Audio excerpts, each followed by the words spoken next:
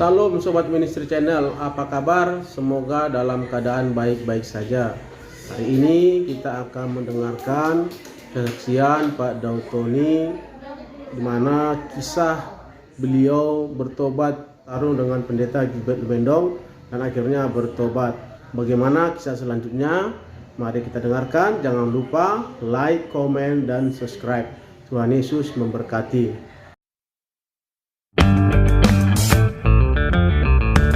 Pancasila, Kristen tidak, Buddha tidak, Islam tidak. Jadi semua agama saya ikut. Jadi saya tidak punya agama sebelum saya bertobat.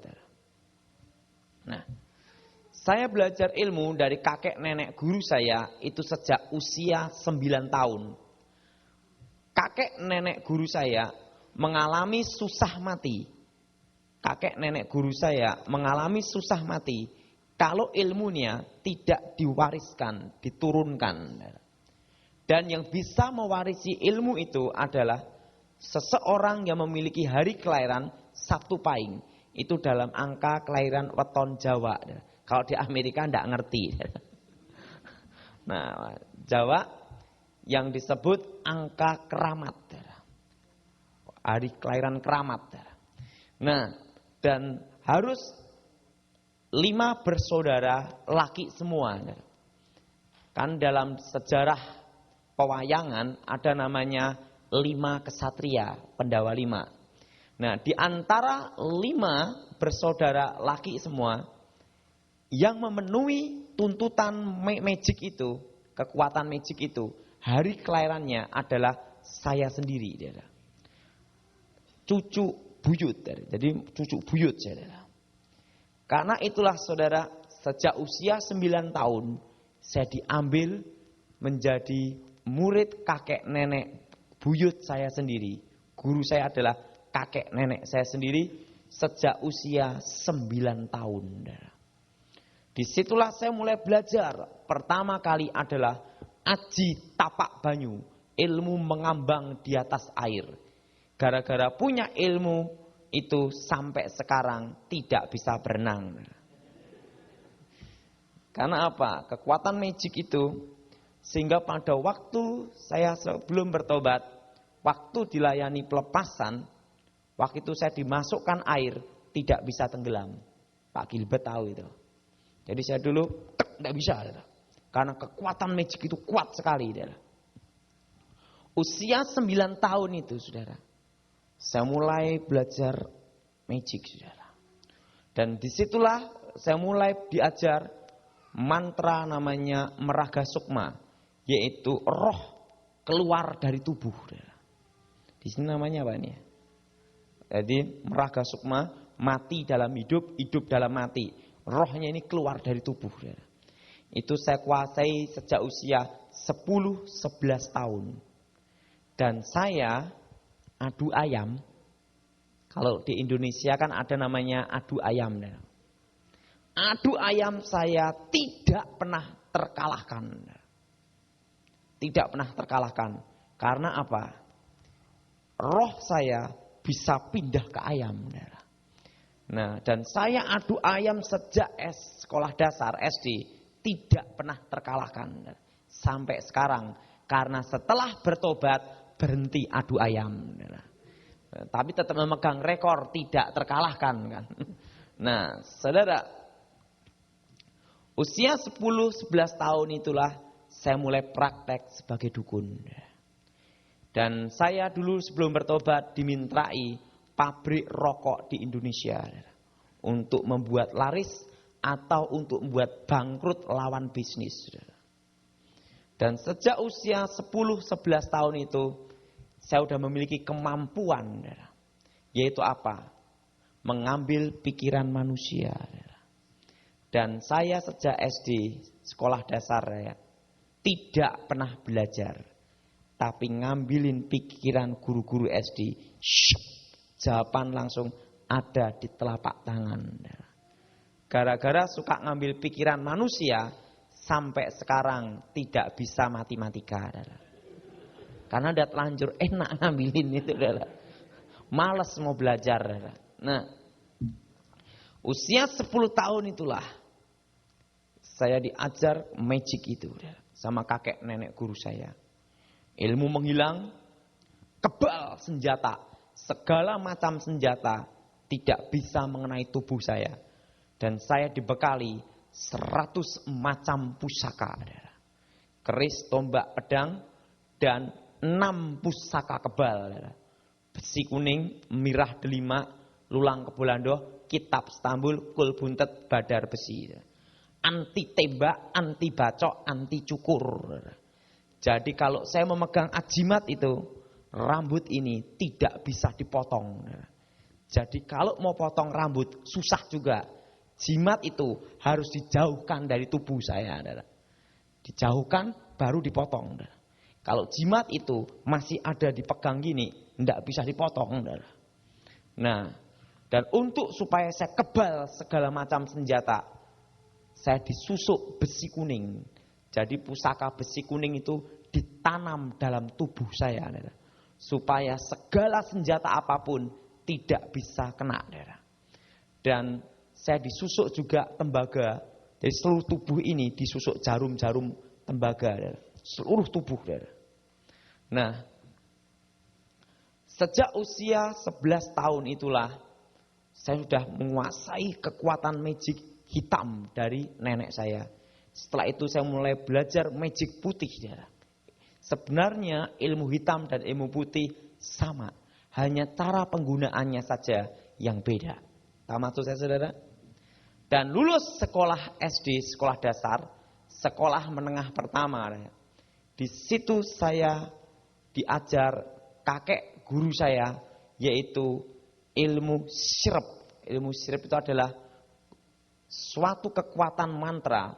Kalau mantra itu diucapkan, itu satu kampung atau satu rumah bisa tidur semua. Dan itu memang ilmu untuk ngerampok. Tetapi sejak kecil saya tidak mau merampok. Karena saya punya prinsip, saya harus jadi orang baik. Waktu itu guru saya berkata pada saya, ada 2 pilihan yang harus kamu pilih, salah satu. Kalau kamu menjadi seorang yang baik, jadilah seorang yang baik. Dan kamu mati sebagai kesatria yang baik, pahlawan yang baik. Tapi kalau kamu menjadi seorang penjahat, jadilah penjahat kelas kakap yang besar. Dan pada waktu kamu mati, di akhirat jadi rajanya para penjahat. Tetapi sejak kecil saya punya prinsip bahwa saya harus jadi orang yang baik. Sehingga selama saya belum bertobat, saya tidak pernah terlibat dalam tindak kriminal, tindak kejahatan. Kenapa? Karena sejak kecil itulah saya ambil keputusan bahwa saya harus menjadi orang yang baik, yaitu jalan pedang. Nah, saudara, waktu kelas 2 SMP, setelah saya mempelajari semua kekuatan magic itu, kakek saya berkata demikian. Ada satu mantra yang harus kamu kuasai lagi. Seluruh kekuatan magic, hitam dan putih sudah kamu kuasai. Dari ilmu menghilang, ilmu kebal, dan ribuan macam ilmu hitam, termasuk ilmu putih, sudah kamu kuasai. Dan pusaka-pusaka sudah kamu miliki. Tapi ada satu kekuatan mantra yang harus kamu kuasai, yaitu apa? Pamengkang jagat. Kalau dalam bahasa Indonesia disebut membelah dunia. Kalau kamu menguasai ilmu ini, tidak ada seorang pun yang bisa mengalahkan kamu, kecuali kekuatan yang berasal dari atas. Dan ilmu ini namanya pamengkang jagat bumi sapitu, guntur geni. Kalau dalam bahasa Indonesia namanya api halilintar. Tetapi kalau kamu menguasai ilmu ini, ada satu syarat yang harus kamu kuasai dan harus kamu lakukan, yaitu seumur hidup kamu kamu tidak boleh menikah. Dan tidak boleh menyentuh perempuan. Dan tidak boleh ada cinta di hati kamu. Ini yang paling susah. Tapi sakti.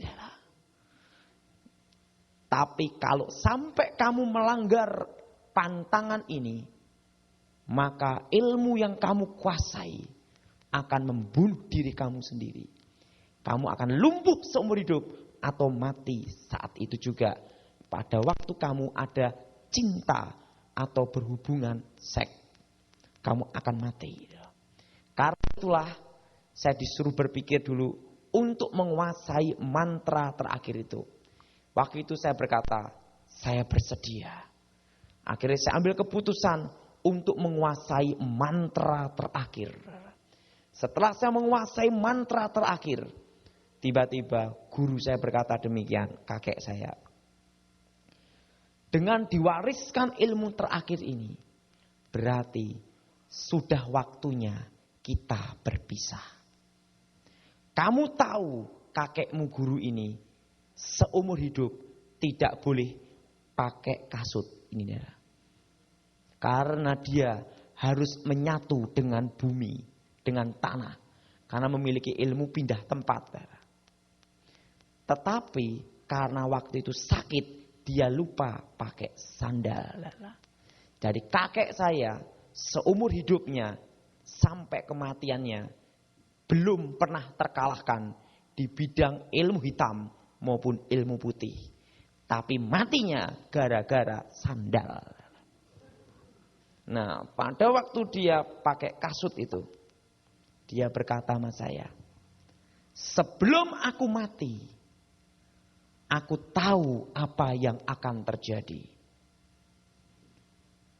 Nanti pada waktu kamu usia 18 tahun, kamu akan melihat suatu cahaya terang. Dan pada waktu usia 19 tahun, kamu akan ketemu, akan datang seorang raja yang agung, yang adil dari timur. Waktu itu saya tanya sama kakek guru saya, bagaimana saya tahu tentang raja yang adil dari timur itu? Kakek saya berkata, takdir kamu, nasib kamu yang akan menentukan.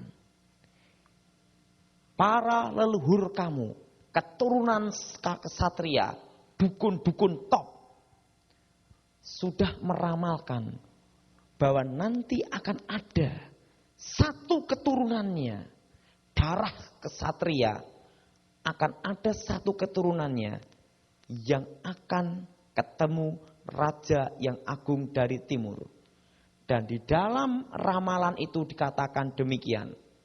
Pada waktu zaman akan terjadi kekacauan, akan muncul seorang raja yang agung dari timur.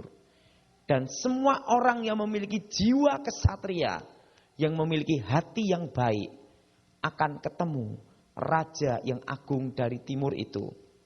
Dan kakek guru saya berkata demikian, kamu adalah keturunan yang sudah ditakdirkan. Nanti pada waktunya tiba, jiwa kamu akan dituntun untuk ketemu cahaya terang itu. Tapi ingat, kalau nanti kamu ketemu cahaya terang itu, kamu harus bersumpah. Kamu harus angkat seluruh keluarga kamu.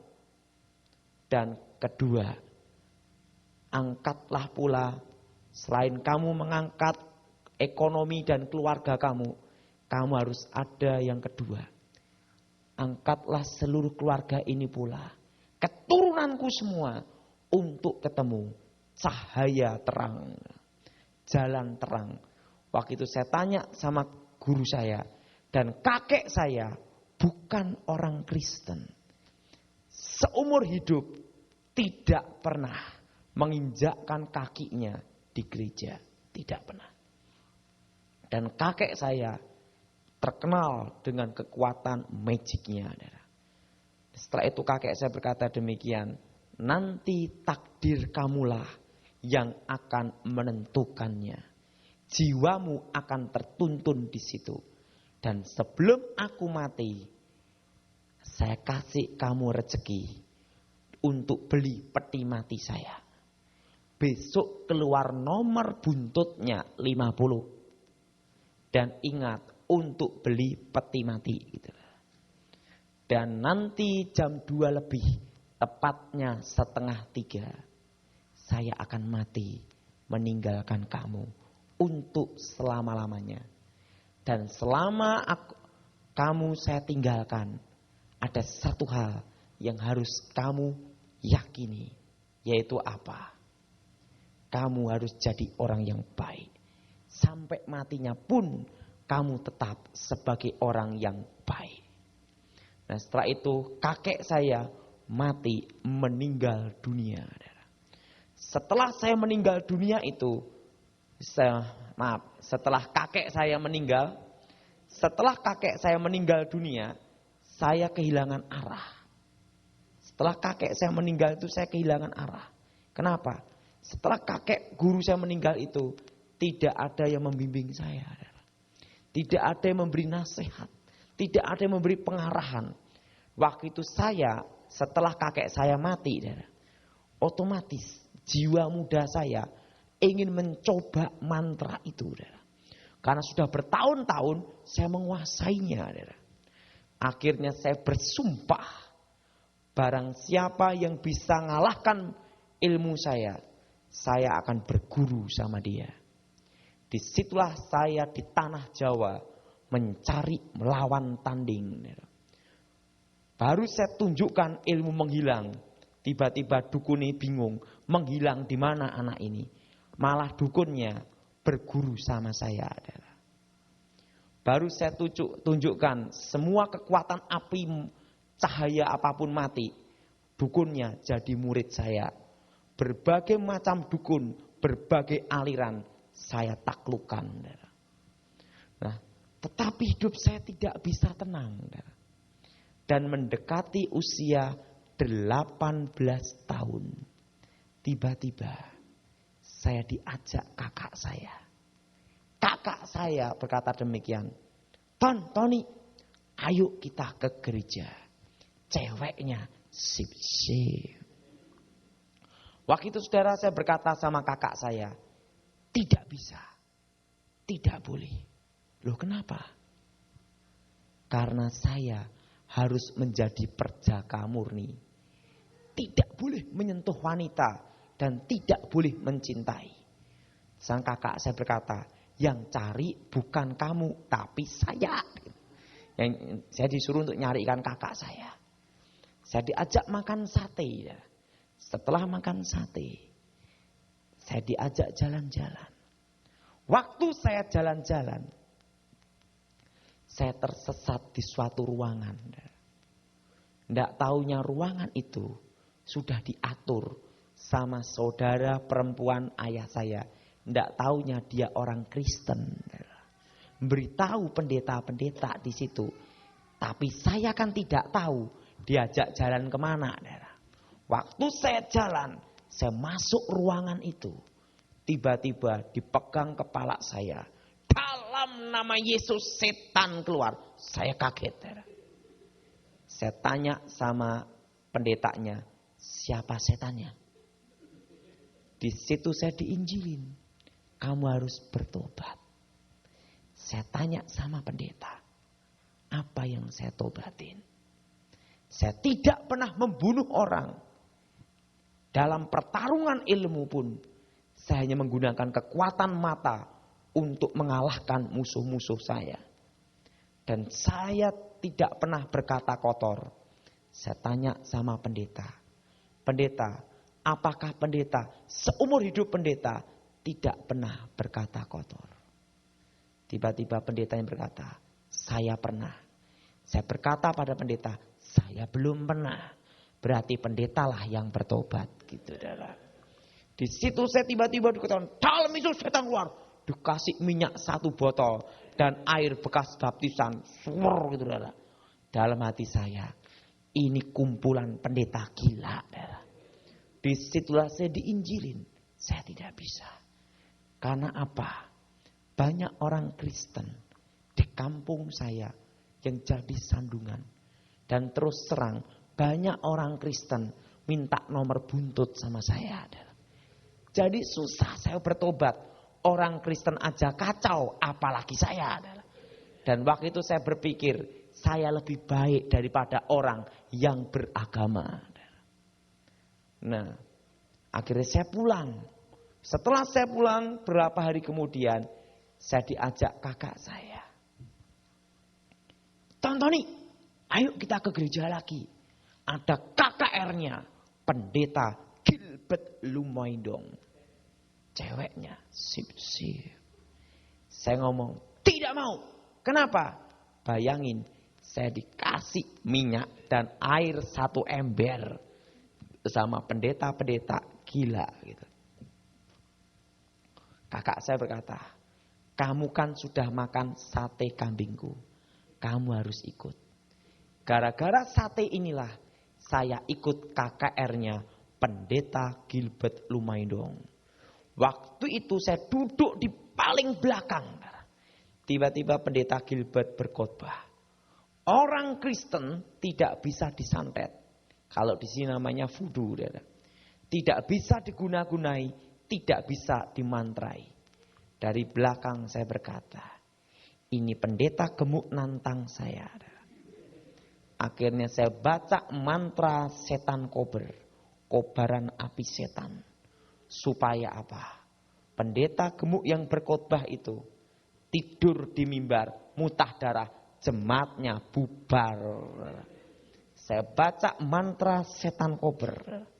Waktu saya baca mantra setan kober, tiba-tiba Pendeta Gilbert berkata, haleluya, Tuhan memberkati. Gitu, tiba-tiba mantra itu kembali ke saya. Itu terjadi 2 kali. Akhirnya saya penasaran. Tiba-tiba Pendeta Gilbert berkata, siapa dukun-dukun yang memiliki magic-magic gitu, yang punya jimat-jimat, maju ke depan artakol. Waktu itu saya sampai sekarang pun saya tidak tahu bahasa Inggris. Jadi saya itu ada di Amerika, di imigrasi, hanya modal 1, yes sama no. Dan yang ketiga, one way. 4, give way. Terusan gini, forgive gitu. Hanya berapa kata aja. Makanya dulu saya sempat ditahan 6 jam di imigrasi. Tapi waktu ditanya, what is this? Yes. What is your name? No.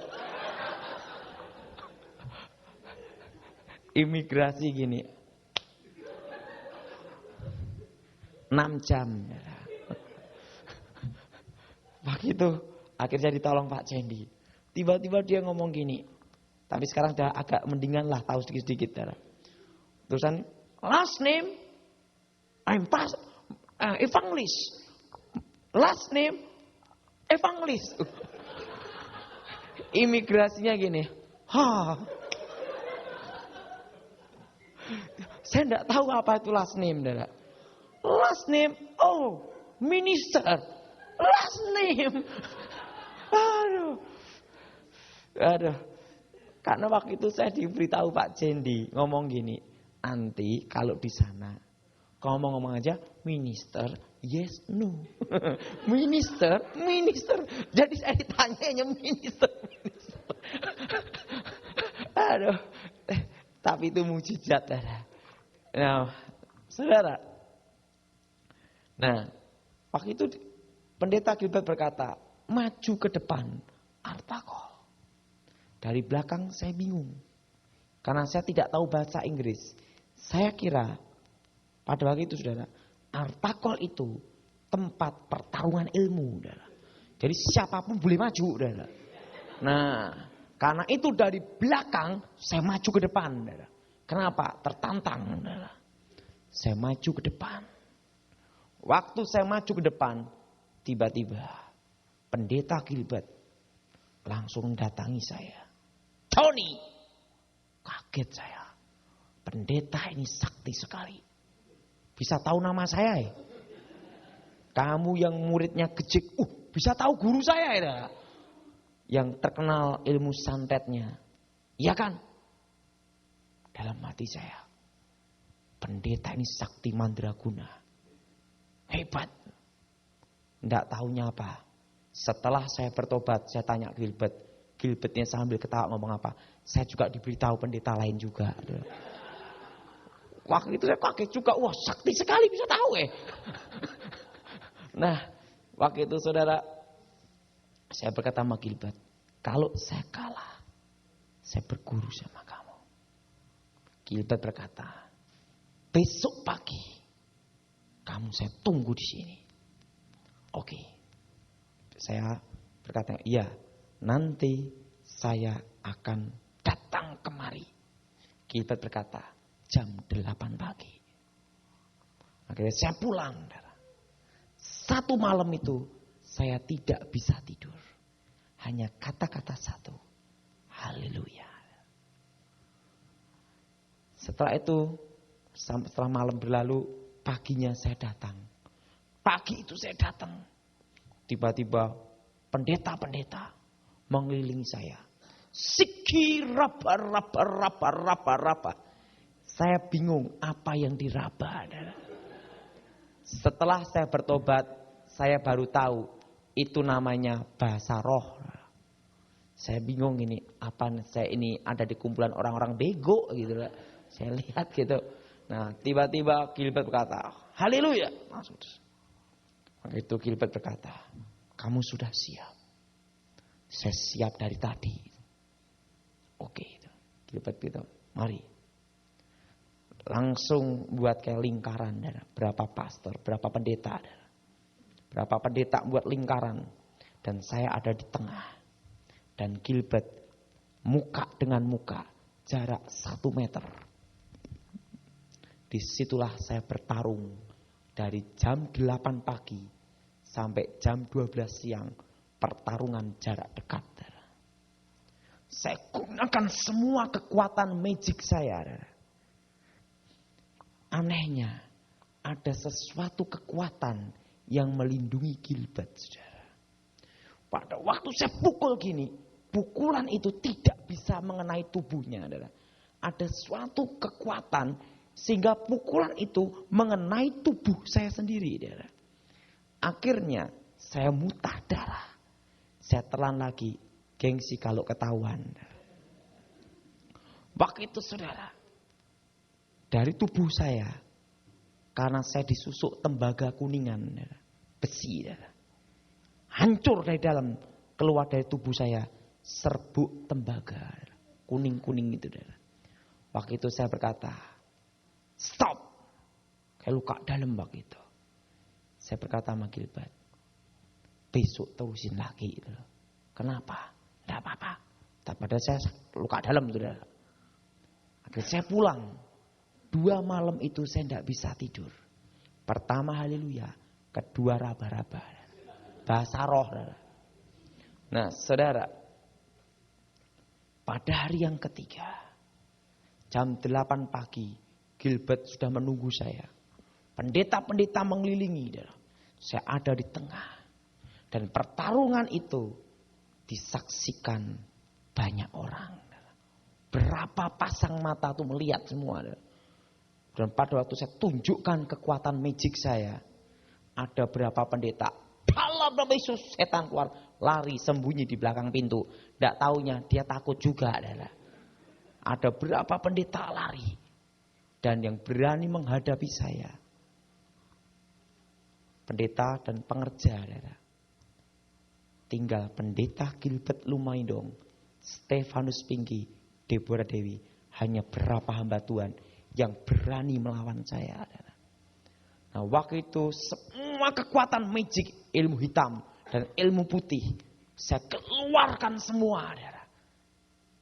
Tetapi tidak ada satupun mantra, kata-kata magic itu yang bisa mengenai pendeta Gilbert. Akhirnya saya berkata sama Gilbert, tepat jam 12 siang. Sekarang tinggal mantra terakhir. Kalau mantra ini kalah, kekuatan magic terakhir ini kalah, kamu jadi guru saya. Tapi kalau saya menang, kalian semua mati. Karena dalam sejarah ilmu terakhir itu, belum pernah ada seorang pun yang sanggup menandingi. Dan ilmu terakhir itu membuat kakek saya tidak terkalahkan. Waktu itu saya berkata, kalau saya kalah, saya berguru sama situ. Pendeta Gilbert berkata, saya siap. Akhirnya saya mundur beberapa langkah dulu. Saya baca mantra. Waktu saya baca mantra Pamengkang Jagat, tutup bumi sapitu dan guntur geni, api halilintar. Waktu saya baca mantra itu, dan apa yang terjadi? Waktu mantra itu diucapkan, ini kesaksian banyak orang yang mendengar dan melihat. Itu jarak radius 50 meter dari ruangan itu terdengar bunyi, desingan kayak angin itu, karena kekuatan mantra itu, mantra terakhir itu, Itu kesaksiannya Gilbert dan kesaksian banyak orang itu mendengar kekuatan mantra itu seperti kayak itu, desingan gitu, Saya baca mantra itu, terakhir itu, Saya baca mantra puncak ilmu hitam, dan ilmu putih, Tiba-tiba saya siap untuk memukul ke Gilbert, ke pendeta Gilbert. Saya buka mata untuk menyiapkan pukulan, dan kekuatan mantra itu, kekuatannya 50 kilometer. Itu batu bisa hancur. Dan orang yang kena itu akan mati muntah darah dalam hancur. Dan sejarah ilmu itu belum pernah tertandingi. Waktu itu saya ngomong, siap. Gilbert ngomong, siap. Waktu saya baca mantra terakhir, tinggal memukul gini. Tiba-tiba dari tubuhnya pendeta Gilbert keluar cahaya terang. Dan pendeta-pendeta semua keluar cahaya terang. Termasuk pendeta lari keluar cahaya terang juga. Pada waktu kelihatan cahaya terang itu, kelihatan seperti sinar warnanya putih keperak-perakan, cahaya pelangi. Itu silau. Tetapi kekuatan mantra itu sudah ada di tangan saya. Pada waktu itu saya berhenti sejenak. Teringat pesan guru saya, ramalan kakek saya, takdir kamulah yang akan menentukan pada waktu usia 18 tahun. Dan waktu hari itu tepat usia saya 18 tahun. Saya mundur berapa langkah. Akhirnya saya ambil keputusan, kalau saya mati tidak malu. Kenapa? Udah nantang kalahan malu. Lebih baik tak coba aja. Saya pukul. Mengenai Gilbert jarak segini. Waktu mau mengenai dadanya Gilbert, ada suatu cahaya terang benderang membuat saya terpental ke belakang. Saya terpental belakang. Itu kan ada yang ngukur, sampai diukur. Kira-kira sampai 10-12 meter. Saya terpental, bus gitu, dan saya hilang ingatan, gila 1 tahun. Gini.